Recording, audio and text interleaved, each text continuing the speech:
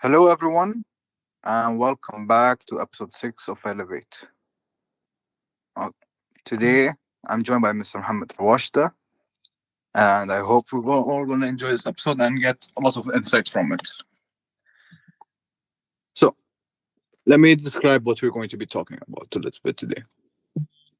Everyone is telling you that AI will solve your content problem. They tell you to press a button, flood the feed, and wait for the leads. They are lying to you. In 2026, the market is already calling lies on generic and automated noise. Tonight, we'll be joined by Mr. Mohammad Rawashdeh. We're going to discuss why attention is just the fuel, but intent is the destination. If you aren't turning your reach into an outcome, you aren't marketing. You're just making noise. Let's talk about the race to revenue. Mr. Mohammed, how are you? I'm fine, Hussam. Thank you for having me. Well, it's always a pleasure to have you here with us, and I'm looking forward to today's episode. Likewise. How was your day? I hope everything was well. Everything was fine, alhamdulillah. The day went smooth. How was your fasting? Fasting is good as always. That's great. That's great. Alhamdulillah. Okay. Well, let's get started. So, Muhammad, your unpopular opinion is that AI content doesn't work for marketing. In a world obsessed with automation, why is the human element still the only thing that actually converts a high ticket C suite lead? Well, Hussam, let me first of all talk a little bit about AI and what is my perspective about AI. Let's all agree at the beginning that AI is a tool. You can use it in the proper way and you can use it in the wrong way. My biggest issue is a lot of marketeers are, and allow me to call them over here lazy marketeers, are depending on AI 100% to create their marketing content, especially on social media.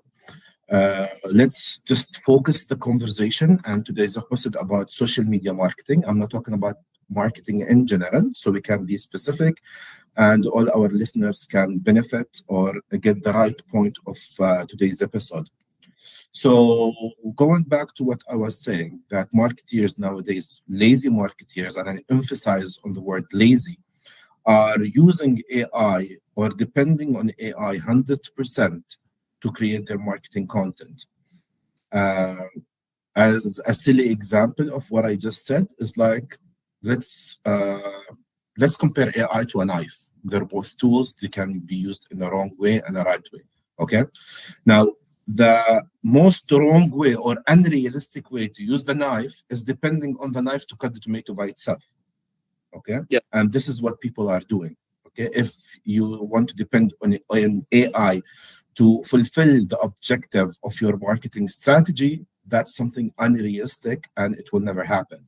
However, I won't call it a must, but it's a very helpful tool if you use it in the right way to obtain or achieve your targets and your marketing objectives. So that's my problem with AI nowadays. First of all, depending on it 100%. And the second issue I have with it is people using it in the wrong way. Let's keep in mind that people goes to social media, and let's again focus our conversation not only on social media, on our meta platforms. Let's talk about Facebook and Instagram. Okay, people use these platforms nowadays mostly, okay, for entertainment or a source of information. Okay, tutorials, whatever the niche is. So first part, for entertainment, first of all, if I want to be entertained, I want to see a human element. Okay. And the second part is if I want to use that platform for any kind of informative content. When you talk about informative content, and this is a major point, you need to get your information from a trusted source. Okay. And trust is built between human beings. So I cannot depend on AI 100%. Okay, and when I say 100%, I mean 100%. Okay, yes, you can utilize your AI tools to make your life easier, but you cannot depend 100% because you will lose that trust between you and the end user to create the engagement and the attachment between yourself, whether it was a personal brand or your business, and the end user. So that is my issue in a nutshell with artificial intelligence nowadays. I agree with what you say, honestly. AI can be used in a negative way where you're going to take out all of the human element, which is going to make the post not be able to communicate properly, or make whatever the content is not be able to communicate properly with the intended target. Because at the end of the day, as you said, AI is just a tool. It cannot do 100% of the work. But Exactly. yeah, speaking in that regard, could I ask, how do you use AI, and do you use AI when it comes down to whenever you do work on SMM? See, I use AI mainly for copywriting. Okay. Mhm. For and I think we're going to talk about this apart later at today's episode, which is the attention, or let's call it the marketing hook to grab the attention of the end user to deliver the message. Okay. I use AI mostly for copywriting. I use it for design, but after I feed it exactly what I want, and I don't. How I'm going to explain it in the right way. I don't depend 100% to control the appearance of my brand or any brand I manage. So I always make sure that there is a human element, okay? But the let's say the work that the data entry work, or the basic works that needs to be done, maybe I can be done, maybe it can be done by AI, but the total appearance, it need to include a human element, and that's for sure. Yeah, I agree with that point. Because see, even I like to leave the grunt work, I would say, Mhm. to the AI. But when it comes on to setting direction, putting in guidelines, rules, and limitations, I would have to put them in myself. I wouldn't depend completely on AI to give me all of those. Exactly. Um, I had another question as well. Tell me. Uh, how would you say? Okay, what would you say? Give us a brief example. Another brief example. How? What is the wrong way of using AI? Could you give us something step by step so the audience could understand it a little bit better? Okay. One of the things that really frustrates me when using AI is I'm not going to talk about personal branding here. I'm going to talk about retail. Okay, is depending on AI 100% to visualize your product. Okay, Mhm. uh, people are eliminating nowadays photography and videography. Okay, until the point having 100% realistic AI images is, I won't say it's not available, but it might need a certain amount of experience, a certain amount of financial support, and people are not going to that area. People are depending on the normal AI tools to generate images for their products that the end user can tell, especially the new generations can tell that's AI generated. So people are not getting related to the media that's, or the content that's been posted on social media. The biggest thing that people are disregarding on social media, that people want to see content that they relate to. And if you notice, if you like or share or engage with any certain amount, any certain type of content, the algorithm will start feeding you the same type of content because it knows that you can relate to at that certain amount of or period of time.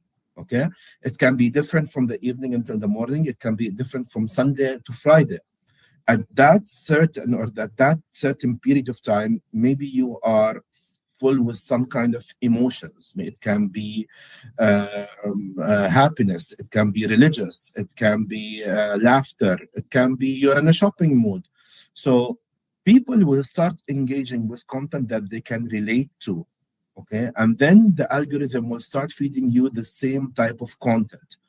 People cannot engage with content that they cannot relate to. And as long as they know that it's AI generated, they will not engage with it, or it will not be related to them. Maybe some kind of entertainment, but not in the e-commerce. And coming from an agency background where our main objective or main target is to achieve sales and revenue, okay, I'm telling you, especially that the AI content until today's let's say methodology. Okay, people when they say AI, they say it's not real. Okay, when you say something is AI, it in your back of your head, Fake. okay, let's say yeah, it's fake, it's not real. So when I see a product that it's AI generated, I will have some kind of uncertainty that this is not exactly the same product that I will receive if I purchase it. And that's why you cannot relate to it. Okay. Maybe you can create AI to place a product that you took a real life photo of, okay?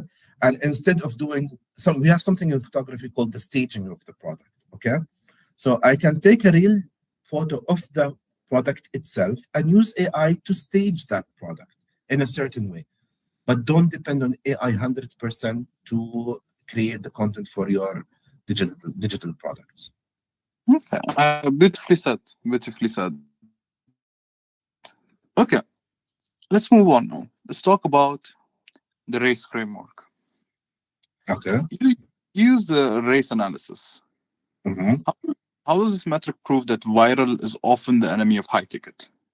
Okay. Before I go in depth in the race analysis and how it works and how it benefits any business to analyze your campaign or your full marketing strategy using that race, and I think we spoke about this race analysis in last year's episode when you guys hosted me in Elevate Season 1. But I want to emphasize again about this analysis because it's really important, and still I believe that some people don't appreciate the importance of this analysis. So before we talk in details about the race analysis and how it works, I don't know if you ever went to my personal Instagram profile. I have. Okay, that's great. And if you went, you can see that the most content I work on or I post is not about marketing, even though my bread and butter is marketing and social media marketing. The most content I work on is data analysis, and specifically Excel data analysis. Okay. Now, let me tell you why I do that. Okay. First of all, Excel or Microsoft Excel is something a lot of people, okay, mostly everybody that will go work in the corporate world uses Microsoft Excel. Okay, so that's something they can relate to. So I can use it as a hook to attract attention to my account. Number two, and this is a question that I always get, that you are a marketeer. Why do you emphasize on data analysis? Why do you emphasize on Excel or any type of data analysis? So let's clear something that's in the air. Any marketeer that doesn't have data analysis skills, and I'm responsible for my words, is not a real marketeer. A lot of people that is not in the marketing industry think that marketing is all about branding, choosing colors, taking pictures and design, and making something look good. Okay. And this is something that we're going to come back to when we talk about viral against conversion or against real revenue. Okay. If you don't have data analysis skills and you work in marketing, at least someone in your team need to have data analysis skills, because if you cannot measure something, you cannot guarantee its success, and you cannot find the bottleneck of your problem. So if today you are a marketeer and you have let's say, amazing and impressive designing skills and branding skills and create something that's really looks gorgeous. However, it does not sell without data analysis. You cannot find out where did you go wrong. Yes, I So agree. Even when it comes down to branding and whatnot, even when it comes down to choosing colors, data analysis is also involved there to some degree in order to see which colors or which designs resonate the most with your targeted audience. that's absolutely correct. Okay, now going back to the race analysis, okay, I'm going to explain in details how it goes. So the race analysis, it's reach, act. So the R is for reach, A is for act, C is for convert, and E is for engage. And we mostly use it for retailers or service providers. We don't always reach to the engage part, but we use the engage part where the client is providing products or services that's reoccurring on monthly, quarterly, or even annual basis. If the business does not include a returning customer segment, the engage part will not be used, and I will be explaining that in a while. Okay?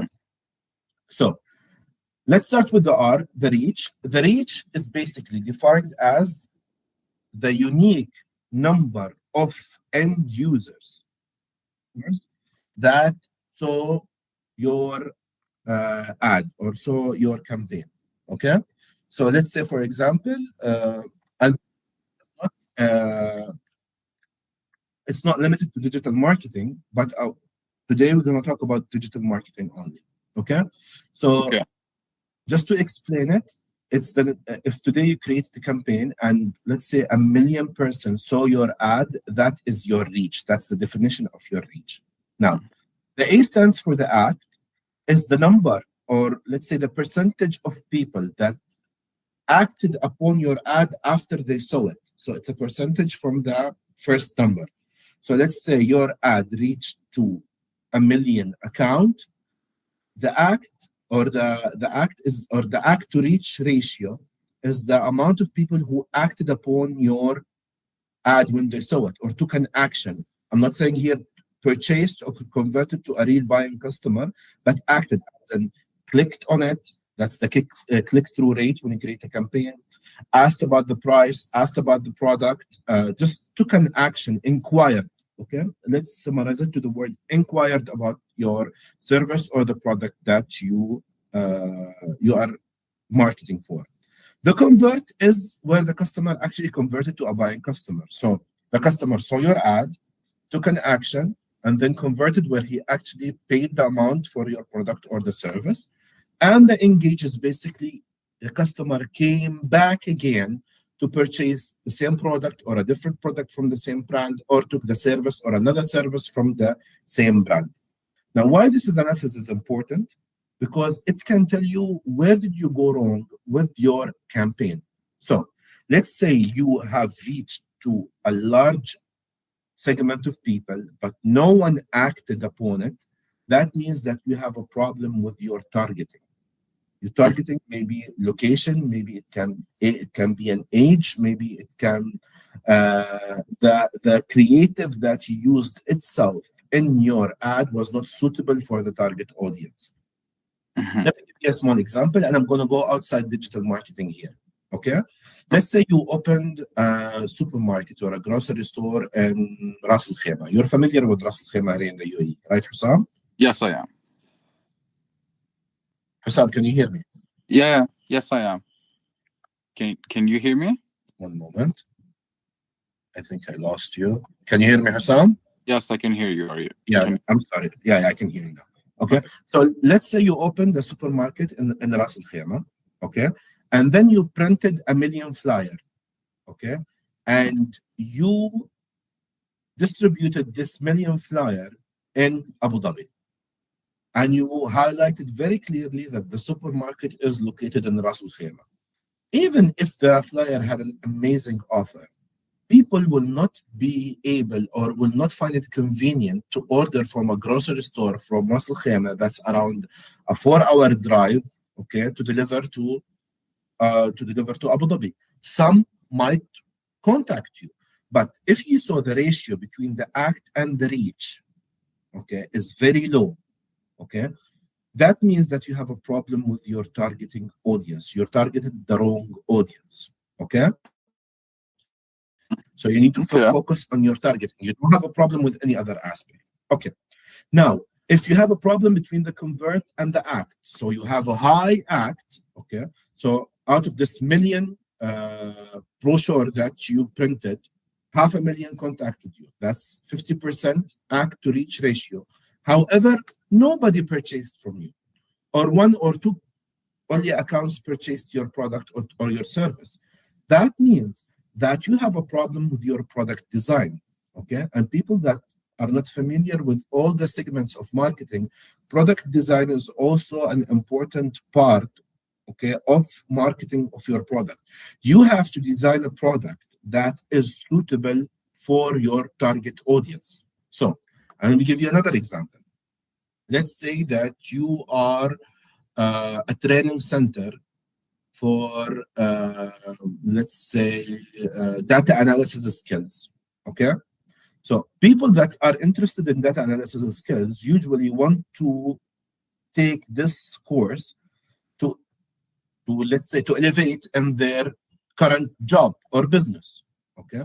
Yeah. And let's say you created that course. It's a offline course where you have to attend to the training center, and the timing of your course is between 9 to 5, at the Yeah. time where everybody is in office or in their job. So when you design the product, when you design the service, okay, is what it was not suitable, okay, for your target audience. So let's go back from the beginning. You distributed your flyers or your social media campaign. You reached a lot of people. A lot of people were interested. So they acted upon your ad. They contacted you. They started asking questions about your product. But when they contacted you, they found out that this product is not suitable for them. Mhm. Okay. Or, for example, let's say you created this course, and this course is a beginner course, and you're selling this course for a lot of money and Yeah. amount. So while designing your product or while designing your service, you have to make sure that it's suitable for your target audience. Sometimes you might assume that it's suitable, but the convert to act ratio will tell you how successful you are in your product design. Okay, let's go back to the last part, okay, which is the convert to engage ratio.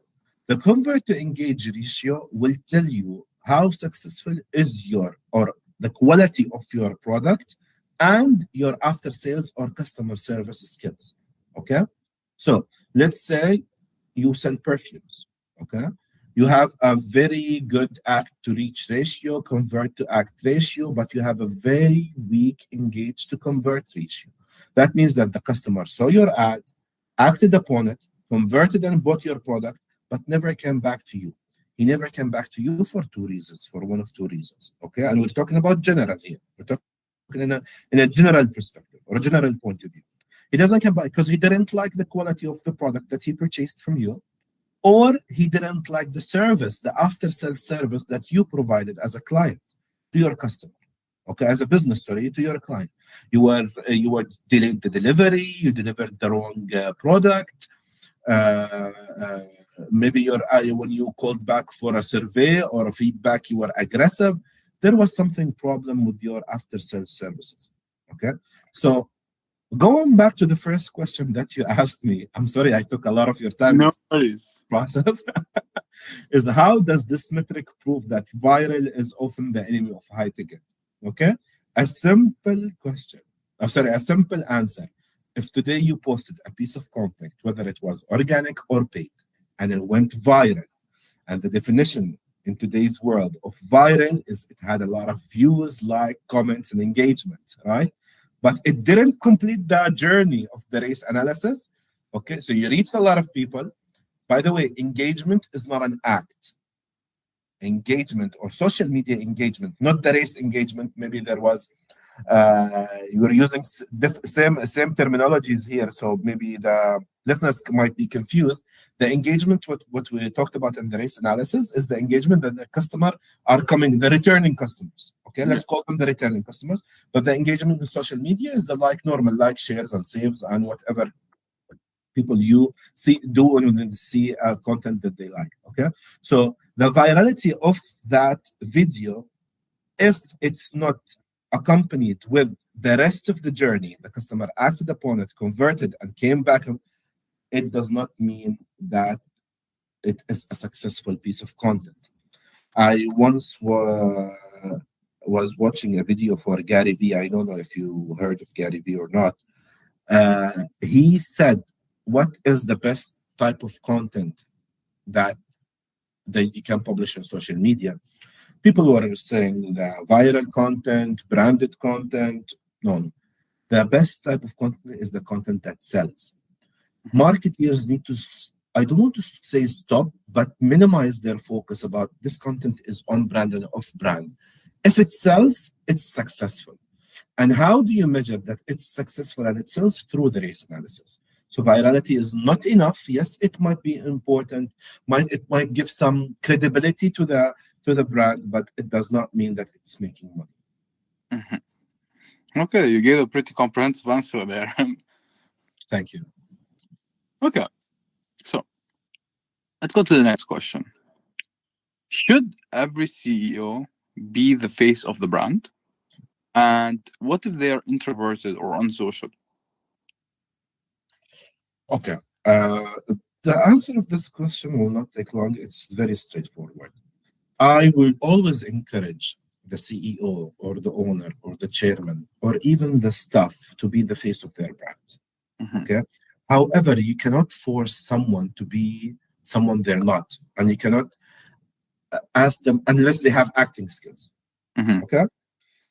If the CEO or the owner or the chairman have that kind of personality and he's comfortable in front of the camera to create content for his brand, I will always encourage that.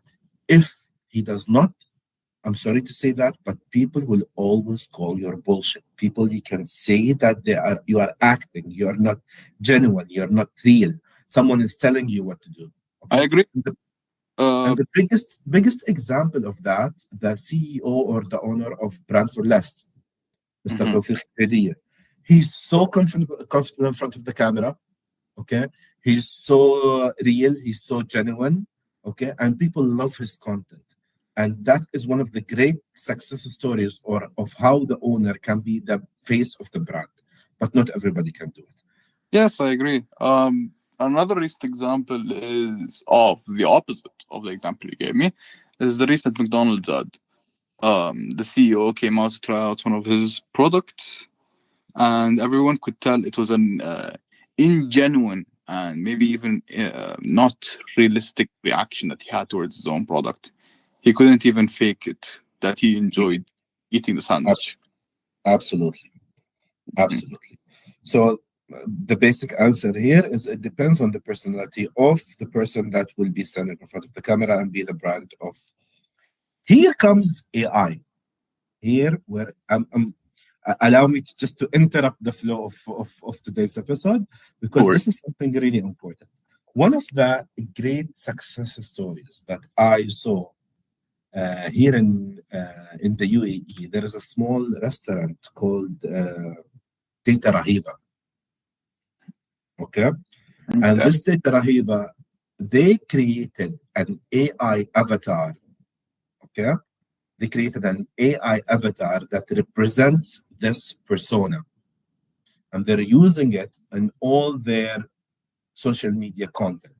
However, and I really think that their marketing team is doing a great job. They did not eliminate the human content through the stuff. So the main brand is Tita Rahiba. You can tell easily that's an AI-generated avatar, but the tone of voice, okay, the way they address their customers, the other type of content where they show their chef, they show their staff, okay? Like, for example, they don't call their customers. They don't call them clients. They call them the grandsons and daughters of the Teta. Teta means grandma in English, okay? For the non-speakers, people who's watching this episode, okay?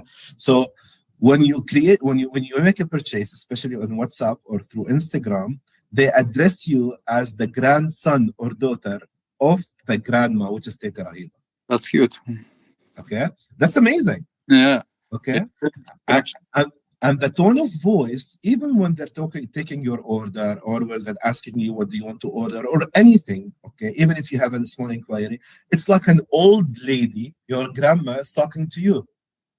Mm-hmm. So this is where they put the human touch. However, the AI, the avatar was AI generated. And this is a great example how you can utilize AI tools without eliminating the human content, the human interaction. Mm-hmm. Mm-hmm. I agree. Okay. So that was a beautiful example, I would say also. Yeah. Uh-huh. Okay. You said the biggest mistake GCC founders make is simply ignoring content. Why is doing nothing worse than just doing it wrong in 2026? Because people are just, they're not aware of what is going to happen. People are in comfort zone. See, I established the agency 4 years ago. And the biggest problems that we find with clients or we face with clients is one of two. When we're approaching them, they're either too comfortable to do any type of digital marketing activities. Before I complete, let's agree on something, okay? That digital marketing is not cheap. It does require a financial investment. True. Okay? True. And that financial investment is not something everybody can afford. It's either calculated from the beginning in your marketing budget or plan if you're a startup, okay? Or you are financially comfortable or you're generating enough profit and revenue to invest in your digital marketing channels, okay? So the problems that we always face with clients, they're either too comfortable in their revenue and sales, okay, and profit. They don't see the need of digital marketing, okay? And the second issue that we face that when they approach us, not when we approach them, when they approach us, and they're so deep financially in their financial liabilities that they don't have the budget to fire up their digital marketing channels. So they either start phase by phase, or they start spending money here and there, distributing throughout different channels, which does not benefit, and they don't have the financial stamina to stay or apply the strategy that we create for like 6 months or 1 year. They want to pay a certain amount and they want their profit to happen within 15, 30 days, which it does not, this is not how it works. It's not realistic. Mm-hmm. So a lot of mistakes, okay, a lot of people, a lot of GCC founders are they're in their comfort zone at the moment, where they don't see the need to invest in their marketing channels, whether it says organically or paid. Okay. Now, why I said content specifically, because if you are financially comfortable, okay, even if there is a drop in your sales, okay, if you are financially comfortable and you do have the budget for paid campaigns, you might compensate that drop in a short amount of time, okay, with paid campaigns. Mm-hmm. Okay? However, when you talk about organic growth does not happen in a day and night. It does not happen in a month. Okay, you're building an audience, you're building an engagement, you're building a trust with your with your audience, with your followers, with your customers on social media. Okay, so when I emphasize that these people don't focus on content, okay, it's because content takes time, so you can see the return of that effort or investment or plan. Okay, what they do, they are in their comfort zone.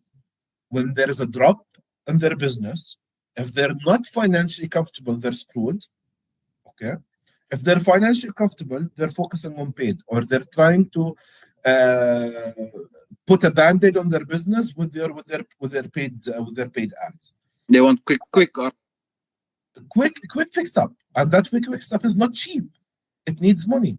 Yes. Why do you, instead of going through all this dilemma, while you are comfortable, don't focus on content, okay? So you don't reach to that stage.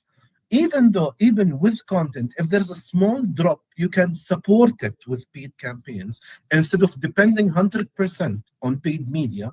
You can support it with paid media, but at the same time, you have a baseline. You have a base of organic followers and organic engagement that you can depend on anytime there is a drop. Let's say, for example, you found out there is a small drop in your business, so you want to increase your sales with a certain offer. If you have 100,000 followers, okay, you can organically reach them by a post or a piece of content saying that we have a 50% discount, for example, or a 10% discount. Okay. However, if you don't have a follower base, you have to go and invest money in your paid media to tell people that you have a certain offer. And there is another disadvantage to this approach. When you know a brand, when you get introduced to a certain brand with an offer, the first impression that you get from that brand, okay, that I want to get that item or that service with a discounted offer. Yes. You don't value the product or the service that's been provided. However, if you've been following this brand for a certain amount of time and you know the value, the financial value of, or let's say the social status value of that brand, when they create an offer, even if a slight offer, okay, you will appreciate that offer and you will try to utilize it as much as you can. Mm-hmm. So ignoring content have different dimensions of disadvantages that owners in the region disregard. Mm-hmm. I agree. Also, like some people do also build up their audience base. Another issue that they also face is that they don't cultivate it properly. Like I've seen a lot of brands that have hundreds of thousands of followers, but whenever they put out a post or make any sort of activity on their pages, they would be lucky if they have 100 likes or like 10 comments. Exactly. Yeah, which is another issue that a lot of founders could be facing. You might, if you are going to be cultivating all of this organic reach, organic growth, do it properly so you can capitalize on it when you need it. I agree with you. Okay. Well, if you've been listening and if your social media feels like a chore rather than a sales engine, you have a logic leak. This week, Mohammed is opening 5 slots for race audit. He will look at your current metrics and tell you exactly where your reach is failing to become revenue. He's going to be focusing on your meta accounts in order to help you boost your activity and help you grow. The link is in the chat. Okay, Mohammed, I have a few scenarios for you here, and I would like to see how you tackle them. Are you ready? Done. Okay, I'll give you the profile. A company using AI to post 3 times a day with 0 engagement. How would you fix this? Okay. Posting 3 times a day with 0 engagement, that means that the type of content, okay, is not suitable for the followers of that account. Okay. I will do requires more information like the size of that account, the location of that account. However, to summarize or a simple solution, I will post different type of content. Okay. Even if it's not every day, okay, that a company is using AI to post 3 times a day. Okay, that means maybe they don't have the time or they don't have the resources to post non-AI content, but I will push them to create different types of content, AI and non-AI, for month, 15 days, 20 days, whatever their stamina is, okay, and study the data. Whatever is working, then we will capitalize on. But It's absolute madness is repeating the same thing again and expect different results. And that is the definition of madness, actually. Exactly. Okay, let's go to a second profile. A founder with high views, but he has no leads. Let's say this is an account that has a lot of followers, but every time they post, they get a lot of views on all of their posts, and people do view what they are. They have the right targeting and right reach, but it's hard to create a lead for them. Where would you say they're going wrong, and how would you go about fixing it? You want a one-word answer? No, a little longer. Explain. I mean, we just answered that question when we were talking about the race analysis. Okay, over Yes. here, we're talking about high reach, zero act, or zero convert. Okay, so if your question here jumped a point, you're talking about reach to convert. Okay, I would go back a step. First of all, I will analyze the reach to act. If there is viral reach, no act, might have problem with the targeting. Okay, I'm targeting a wrong segment of people with the wrong content. Okay, if I have a high reach and I have a high act but zero convert, that means that my product design is not suitable for my target audience. Yes. That's Okay. Let's go to the next profile. A successful CEO who hasn't posted since 2022. need to hire a marketing manager. A successful CEO who hasn't posted, and I went through something like this very recent. Okay, very successful client, very successful business, but ignoring social media to the minimum, or ignoring totally social media. Okay, what I recommend really, like I was not joking when I said hire a marketing professional. Okay, CEOs. We're gonna go outside marketing for a bit now. CEOs should focus on vision. Should not focus on day-to-day operation. Okay, whether it was marketing, finance, logistics, sales, it's not their job to focus on day-to-day operation. And posting on social media and stay consistent on social media is part of your marketing operation. Okay, the person who's responsible for your day-to-day operation or to protect the CEO from attending daily meetings, okay, so they can focus on their vision, is the COO, is the Chief Operational Officer. Okay, and if the COO found out that the marketing has been ignored, his job is to hire a professional marketeer, okay, so they can be responsible and delegate this task to him. So that I would recommend in that situation. Okay, I have a follow-up question to that. Tell me. Sometimes people start up their businesses and they don't have a lot of budget in order to allocate towards marketing. At Okay. what point of success, or at what point in general, even if they might not have a budget, would you recommend they start working on their social media? I can answer that in a very basic algorithm rule. Keep in mind that your content, if or let's say your follower base, if you did not reach them within 30 days, they will turn to a dormant follower. That means that you will not get a priority to reach them whenever you post. Okay, so at least within 30 days you need to do something. That's point number one. Okay, if you don't have the enough knowledge and experience to know what would your followers might be interested in, I recommend to create random content, okay, as much as you can, and see what works with you. Keep in mind that when you post any piece of content, let's say you have 1,000 followers, okay, if you post any type of content, Okay, you need to know your threshold and you need to know your basics. The algorithm will show it to roughly 2% of your follower base.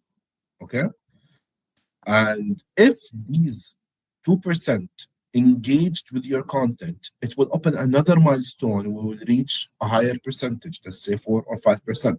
Keep in mind that these numbers are not specific, okay, and there is no white paper from Meta that says these numbers or states these numbers clearly. We know this from experience, okay, and from case studies that we have been working on, okay. So whenever there is an engagement from a certain percentage that you have reached from your follower base, or a little small percentage from unfollowers also, it will open a milestone to reach another segment of your followers.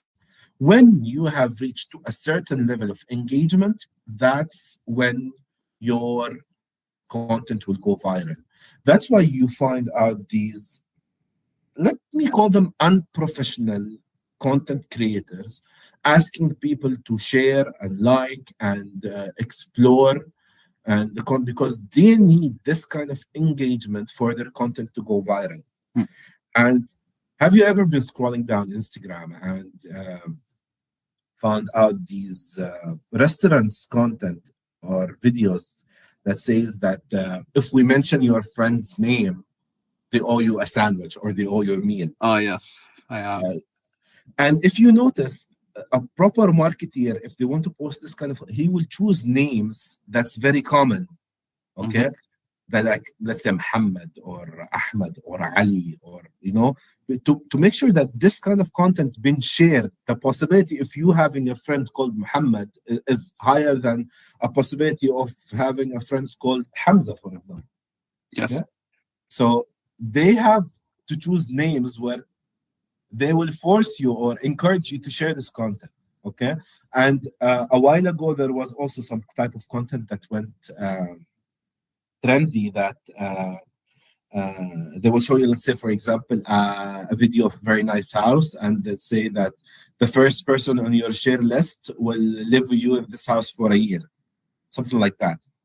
So you will press on the share button to see who is the first on your share list. And this will also considered from the algorithm, it will considered as engagement. All these, let's say, I won't call them manipulation, but directions, let's call them directions, is to force you to engage with this content so it goes viral. But again, going back to the point that we mentioned earlier, virality does not mean success, does not mean profit. You have to analyze what happens after it goes viral. Okay, like when customers come to me and they say that they want to start creating paid ads, they've been very successful organically. However, they want to scale their business through paid media. Okay. They will tell me, okay, what type of content that I should use in my paid media? Should it be a cinematic video? Should it be a professional video? Should we use a human element? Should I show my product? Shall I use an offer? Okay. If you have been successful organically, choosing your paid media content is a piece of cake, because all you have to do is apply the race analysis to the content that went viral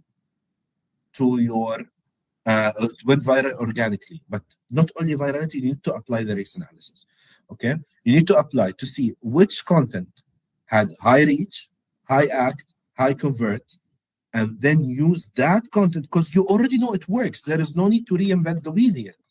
Okay, you already know it works, so you take that content and you boost it with paid ads, using the strategy that already worked in order to make sure that you're just using your money to scale. Exactly. Okay.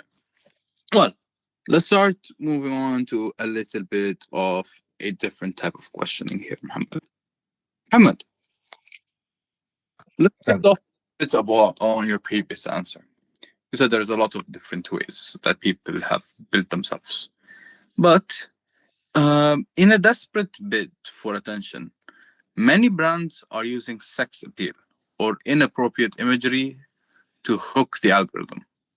Why is it a short-term gain but long-term suicide for high-ticket intent? You that question will take this conversation to a totally different place, because until now we've been talking analysis and we've been talking numbers and we're talking measurable aspects that we use to make a decision. But however, I'm really glad you asked this question and you brought this out. This have nothing to do with numbers. Okay, this have something to do with faith. Something have to do with core values. Okay, this is my personal opinion, and to me, it's not an opinion; it's a fact. Okay, that if you used these unethical, a lot of people might disagree with me. Okay, but if you used these unethical ways to claim success or to achieve your goals, karma will come back and bite you for certain in any certain way. In any way, you will be you will regret using these methods either today, tomorrow, in akhirah. I don't know when, But it's but gonna come. it's gonna come back and bite you. Okay. How would you go about explaining that to a potential customer that this isn't the best way to gain attention, and in order to be able to build long-term organic reach? It will be challenging to explain to someone that does not have these core values. Okay.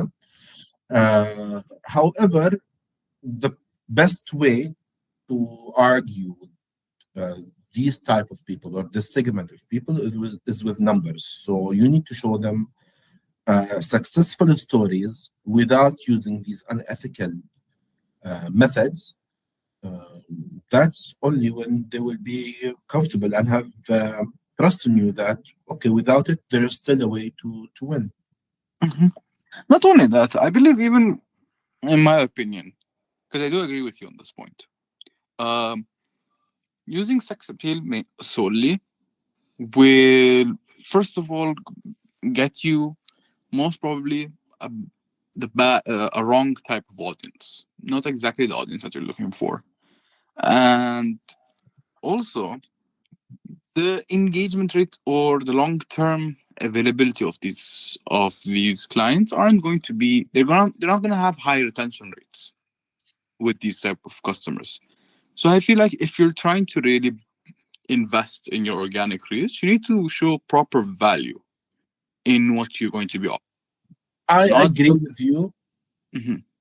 Please go ahead. I'm sorry. Yeah, not just speaking to their base desires, but speaking to them and showing them how they're going to be benefiting overall. I totally agree with you. And in addition, I think that these kind of things are arranged by a much higher authority, Mhm. okay, bigger than me and you and anybody. Um, so I think the best way is just to avoid it.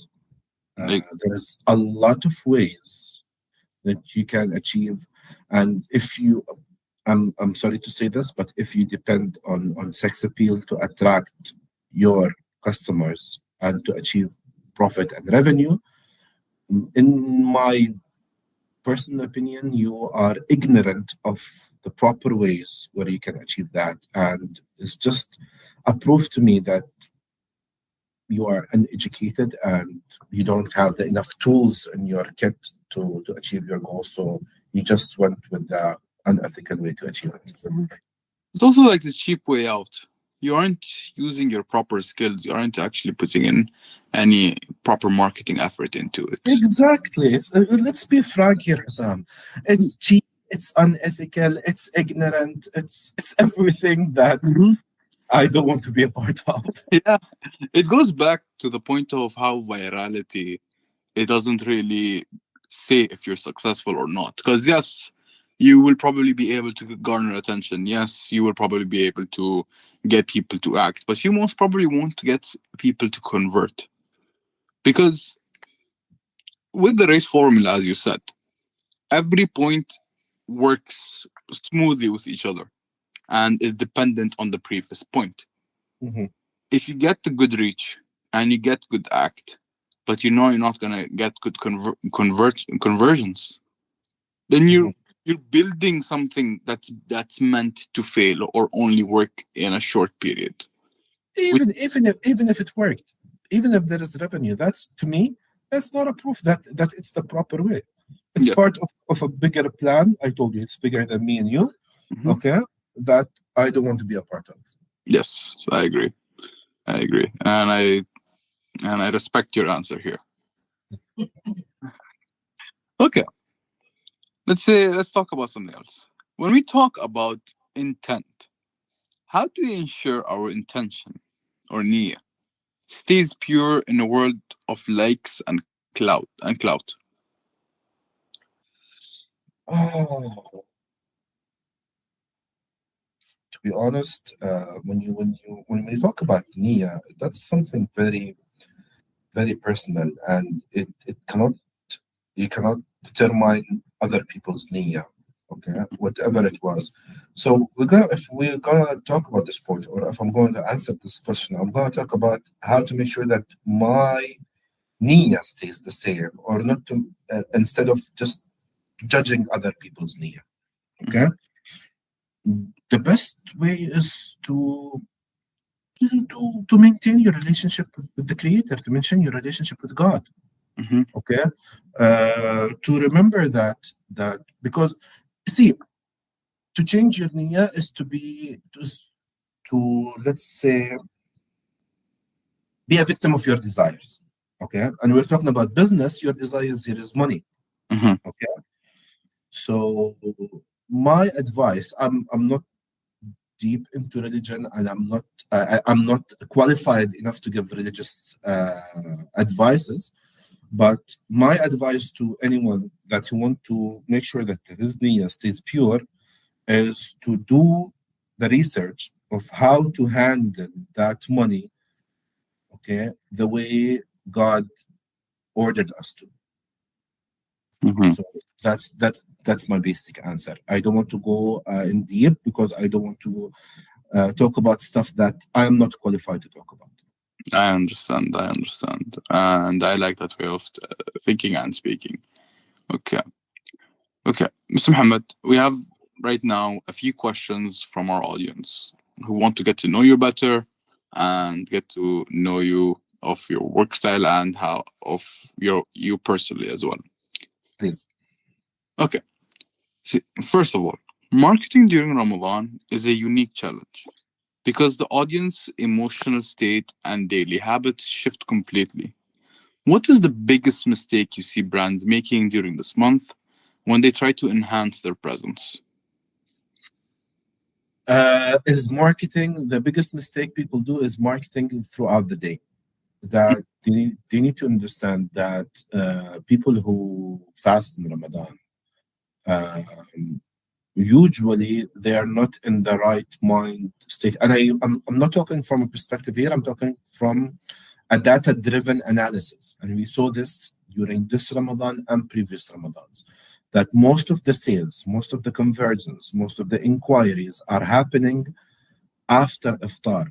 So if you are posting organic content, if you're doing paid media, if you're doing seminars, if you're doing anything trying to achieve more revenue and more sales, try to do it after iftar and leave the people alone before iftar. Uh, Everyone's busy during that time trying to survive. Everyone's busy. Exactly. Okay. Well, next Sorry. question. I'm sorry. There is one I need to mention here. Except food, except F&B. Yes. F&B works better before iftar time. Hmm. However, if you have a service provider, for example, us as a digital marketeers, if Hmm. you're a retailer, don't talk to people before iftar. If you're an F&B, If you work in food, sweets, no, you can do that before after. Actually, you shouldn't just do. You shouldn't. It's not just a suggestion. I would recommend doing that because E- e- Exactly, yes. I even catch myself, yeah, before I start going through food and like salivating over it. Since the beginning of Ramadan, I followed all the chefs in the region for some reason. I don't know why. That is an issue that everyone goes through at each Ramadan. Exactly. Okay. Well, the next question here is, since both you and Abdulrahman are data analysts or data driven marketers, how does his method, your method, differ from Abdulrahman's? And where do you think that your skills in general complement each other? Uh, See, with all due respect to whoever asked this question, but I don't think that question applies here because me and Abdurrahman are expertise in two different fields in marketing. Mm-hmm. Yes, we depend on data to and insights to make a decision.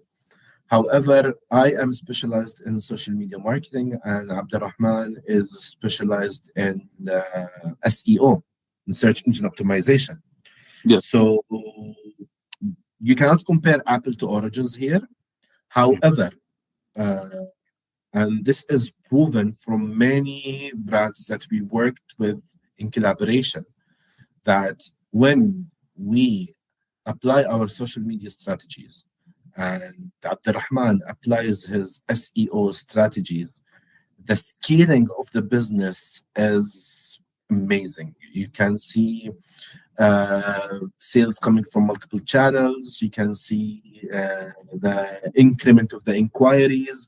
You can see that there is a push and pull strategy from social media. It's a push strategy where you're pushing your content to people, but through keywords and SEO, you're pulling people through search engines. You can see that the impact is just elegant when because you're working from multiple channels from the multiple places. You can see a different type of impact when we work together. So you would say you guys synergize pretty well with each other. 100%. Uh-huh. Okay. Well, I will ask another question now. How would you say marketing has changed since the last time you were relevant? And how did you change since last Ramadan? Uh, since my specialty is social media marketing strategies, uh, and I mostly focus on meta platforms. Meta changes every single day. Okay, there is a different approach in the platform, the ad manager, the business suite, the Instagram and Facebook platform, even the one that's shown to the end users. So we need to stay dynamic and we need to stay updated with everything that's going on in the market. However, the biggest change is the GEMS update that happened in 2026 that with your paid media, you don't need to focus anymore so much on targeting as much as content. So the algorithm will not read that much from your targeting parameters as much it will read the type of content that you use in your campaigns, and it will recommend it to people interested in the same type of media. Today, if I saw an ad for a restaurant, a burger restaurant, and I liked it or I shared it, okay, even if it's an organic content, the organic content that will start showing on my feed is similar to the one I engaged with. And this is the same thing that's happening with paid media now, not only organic media. So the base of your campaign is not targeting anymore, it's content. It's the type of content that you use, it's the media that you use in your ad. Mhm. Okay. And how would you say you changed as well since then? I changed. I started focusing on media. I'm not a photographer. I'm not a videographer. I have someone who is responsible for that. I usually give them their space to apply their own creativity when producing content. But now I am forced to interfere with, let's say, limited interference. Because again, I hate micromanagement, especially with creative people. I think you need to give them their space to show their creativity. However, now I need to apply this limited interference to make sure that the content they produce is suitable for selling that product or service. Okay. Well, how has social media marketing changed with the integration of AI?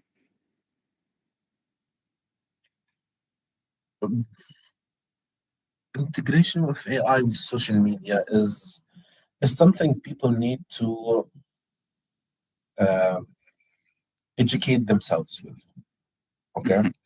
as we said in the beginning of this episode, that AI is a tool, and you need to educate yourself how to utilize that tool to maximize from your benefit. If today you are a media content, sorry, a content creator or an influencer, okay, I don't think AI will benefit you because people follow you and engage with you because of who you are. Okay.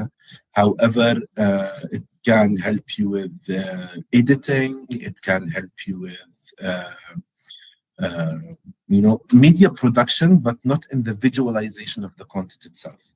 Okay. On the other hand, for businesses, you can use it whenever it's needed. You don't need to create AI or use your AI tools in every task or in every piece of content or in every text that you create. One of the biggest mistake is, again, as I said, is full dependency on AI tools. Even in the corporate world, when people now, you find these perfectly written emails, these perfectly written what is it called? Uh, Document. documents and posts on LinkedIn, because people are totally dependent on AI. So that is the change that it's like when social media first came. Okay, people nowadays people are depending on social media for attention. And this is one of the biggest mistake I advise people, especially people who are not using social media for business or for revenue.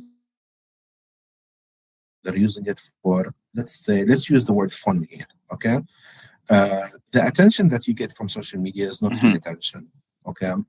And so that I don't like how people are changing and they're detaching themselves from reality. Okay, to live in this social media world and social media attention. And the change that I found using AI is detaching people more from reality.